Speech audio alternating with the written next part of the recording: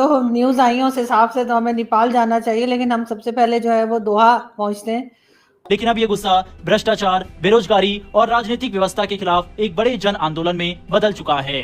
आज की पीढ़ी यानी जेन जी अब चुप बैठने वाली नहीं है। वे अपने अधिकारों के लिए सड़कों पर उतर सकते हैं, अपनी जान भी दांव पर लगा सकते हैं। नेपाल में हुई हिंसा पर पीएम मोदी ने पहली प्रतिक्रिया दी है। उन्होंने असल में जो केपी ओली की गवर्नमेंट थी, हुकूमत थी, उसको गिराने में कह लें कि जो चाइना या ट्रंप है उसकी इन्वॉल्वमेंट हम लोगों को नजर आ रही है। स्पेशली जाहिर है कि अमेरिका भी इनके साथ है। अभी तो अमेरिका सर हमारा बड़ा करीबी बना हुआ है, लेकिन अमेरिका ने भी इस वक्त इसराइल का साथ दिया है। और अगर भारत की बात करें तो भारत और इसराइल तो आपस में बिजनेस कर रहे हैं सर। आज ही उन्होंने एक डील भी साइन की है, कई कई जगह पे सिग्नेचर्स हुए हैं और वो तो साथ में काम कर रहे हैं। तो वो इस गलत चीज को तो मेरा ख्याल है उन्होंने सपोर्ट नहीं किया जो हम करने जा रहे हैं।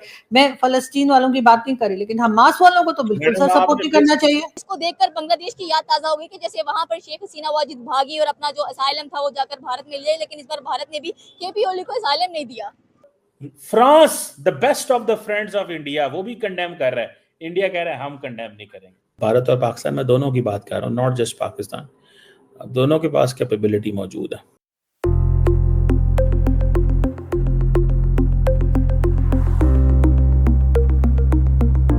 तो न्यूज़ आई है उस हिसाब से तो हमें नेपाल जाना चाहिए, लेकिन हम सबसे पहले जो है वो दोहा पहुंचते हैं।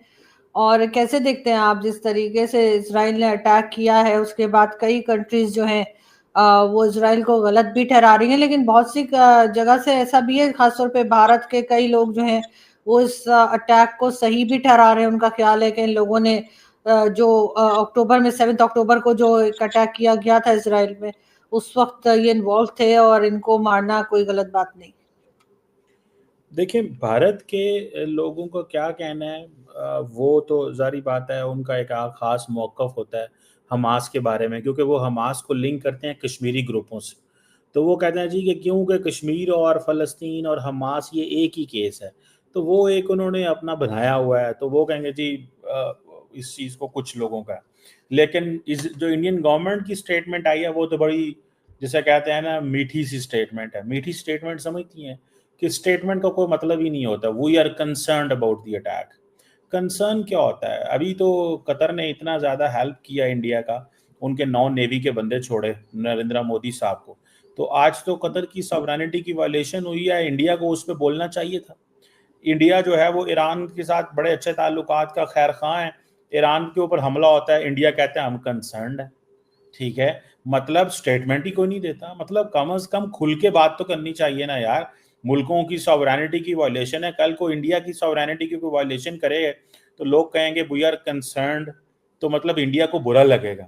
सो at the end of the day Bharat और पाकिस्तान की लड़ाई के अंदर जब लोगों ने इंडिया का साथ नहीं दिया और इंडिया के साथ वो खड़े नहीं हुए, या हर बंदे ने न्यूट्रलिटी शो की, तो that is because of this कि इंडिया हर जो एक्ट ऑफ एग्रेशन होता है उस पर कहता है हम कंसर्न है, बोलते ही नहीं उसके ऊपर, अपना मौकफ ही नहीं देता। तो इंडिया वैसे कहता है कि हम ग्लोबल साउथ की बड़ी पावर है, तो उनको चाहिए कि भाई अपना मौकफ तो लेना। कोई सिर्फ ये कह देना मैं मुझे बड़ा कंसर्न है, ये कोई स्टेटमेंट नहीं होती। ठीक है, और ईरान के साथ जो खास तौर पे, तो इंडिया ने तो साबित किया कि उसका तल्लक इजराइल के साथ है, ईरान के साथ कोई नहीं। और ये चीज़ पाकिस्तान ने भी ईरान को समझाई है कि बाकी आपकी मर्जी, लेकिन देख लें इंडिया ने आपके साथ क्या किया। तो एक तो ये बात होगी। दूसरा, मैडम, फ्रांस के सदर, बरतानिया के वजीर आजम, दुनिया के वेस्टर्न जितने पार्टनर थे, उन्होंने भी इजराइल को कंडेम किया। नहीं किया तो इंडिया ने कंडेम नहीं किया, मतलब वेस्टर्न वर्ल्ड ने भी कंडेम किया है। आप यहीं से अंदाजा लगा लें। ठीक है जी, यहीं से अंदाजा लगा लें कि उन्होंने क्या, उन्होंने कंडेम ही नहीं किया। उन्होंने, मतलब बरतानिया भी कंडेम कर रहा है। ठीक है, मतलब France the best of the friends of India वो भी कंडेम कर रहा है। इंडिया कह रहा है हम कंडेम नहीं करेंगे। जब कल को भारत और पाकिस्तान की लड़ाई होगी, ये सारे मुल्क साइड पे मुंह बना के खड़े होंगे, इंडिया कहेंगे हमारे साथ ही कोई नहीं होता। ये रशिया हमारे साथ क्यों नहीं होता? क्योंकि जब किसी के ऊपर मुश्किल वक्त आता है तो इंडिया साथ ही नहीं देता, इंडिया सिर्फ इंडिया की तरफ देखता है। तो ये पॉइंट है मैडम। मैंने कहा मोदी साहब आपका शो देखते हैं, एटलीस्ट जो है ना, उनको ये मेरी तरफ से पैगाम है कि सर कोई हल्की फुल्की स्टेटमेंट जारी किया करें। जो कतर जो है, ये तो हो गया इंडिया फैक्टर, लेकिन मुझे वैसे अंदर से यही लगता है कि कतर जो है ना, वो भी चाहता था हल्की फुल्की ये टुक टाक हो जाए, क्योंकि कतर खुद बहुत टफ लाइन ले रहा था और हमास को कह रहा था भैया ये तुम जो पीस प्रोसेस है इसको फॉलो करो और जो कह रहे हैं अमेरिकन और ये इजरायली मान लो।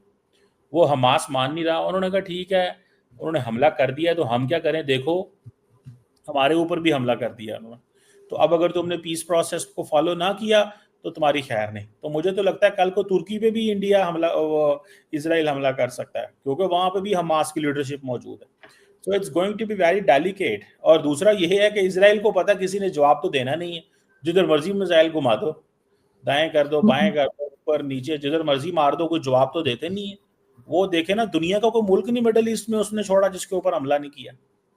कोई माई का लाल देखे मैडम, यहाँ पे आके फिर पाक फौज याद आती है आपको तो ज्यादा नहीं याद आती, लेकिन ये है कि हमें बड़ी याद आती है पाक फौज, क्योंकि हमें पता है यार कल कला को कहीं से कोई ठुस ठस हुई, छोटी मोटी टकटलियां हुई, तो ये पाक फौज ही है जो आगे खड़ी होगी, इन मिसाइलों को रोकेगी, इनके हमले करेगी, ठीक है, और जो मारेगा उसको जवाब देगी। एटलीस्ट हम जवाब देने की सलाहियत जरूर रखते हैं मैडम, ये तो आपको भी फख्र होना चाहिए मैडम, ऐसे ना करें, हल्का फुल्का तो फख्र आपको होना चाहिए, ठीक है ना। लेकिन सर हमास का साथ ना देना आपको नहीं लगता कि बेहतर होगा, इसलिए कि ये वही लोग हैं ना जिन्होंने 7 अक्टूबर को अटैक किया था इसराइल में, तो फलस्तीन वालों की बात नहीं हो रही, लेकिन हमास वालों पे जिस तरह से वो कह रहे हैं नेतन्याहू के जी हम छोड़ेंगे नहीं और एक एक को पकड़ के मारेंगे, तो उस पे पाकिस्तान क्यों ऐसे लोगों का साथ दे रहा है जो लोगों की जानें ले चुके हैं। और जाहिर है कि अमेरिका भी इनके साथ है। अभी तो अमेरिका सर हमारा बड़ा करीबी बना हुआ है, लेकिन अमेरिका ने भी इस वक्त इसराइल का साथ दिया है। और अगर भारत की बात करें तो भारत और इसराइल तो आपस में बिजनेस कर रहे हैं सर। आज ही उन्होंने एक डील भी साइन की है, कई जगह पे सिग्नेचर्स हुए हैं और वो तो साथ में काम कर रहे हैं। तो वो इस गलत चीज को तो मेरा ख्याल है उन्होंने सपोर्ट नहीं किया जो हम करने जा रहे हैं। नमस्कार दोस्तों, स्वागत है आपका न्यूज एसवाईटी यूट्यूब चैनल। दोस्तों, नेपाल की राजधानी काठमांडू समेत कई प्रमुख शहरों में बीते हुए कुछ दिनों में विरोध प्रदर्शन तेज हो गई है। जनता सड़कों पर है और उनके निशाने पर है सरकार की नीतियां, बेरोजगारी और बढ़ती महंगाई। प्रदर्शनकारियों में ज्यादातर युवा हैं, सरकार से शिक्षा, रोजगार और जवाबदेही की मांग कर रहे हैं। छात्र संगठन, सिविल सोसाइटी और आम नागरिक इस आंदोलन में शामिल हो चुके हैं। रोजगार दो, जवाब दो, ऐसे नारों से नेपाल की गलियां गूंज रही हैं। सरकारी दफ्तरों, वाहन और सार्वजनिक संपत्ति को नुकसान पहुंचाया गया है और यहाँ तक कि पार्लियामेंट हाउस को भी युवाओं ने जला दिया है। स्थिति को नियंत्रित करने के लिए सरकार ने कुछ जिलों में इंटरनेट और सोशल मीडिया प्लेटफॉर्म जैसे फेसबुक, व्हाट्सएप, ट्विटर को बैन कर दिया था। इससे लोगों के संवाद पर सीधा असर पड़ा था। हालांकि अब वहाँ पर सोशल मीडिया ऐप्स को अनबैन कर दिया गया है। सरकार की ओर से अब तक कोई ठोस संवाद नहीं हुआ है। प्रदर्शन अब एक सिर्फ आर्थिक संकट नहीं बल्कि लोकतंत्र, आजादी और जवाबदेही की लड़ाई बन चुकी है। अब सवाल यह है कि सरकार क्या जनता की बात सुनेगी या हालात और बिगड़ेंगे।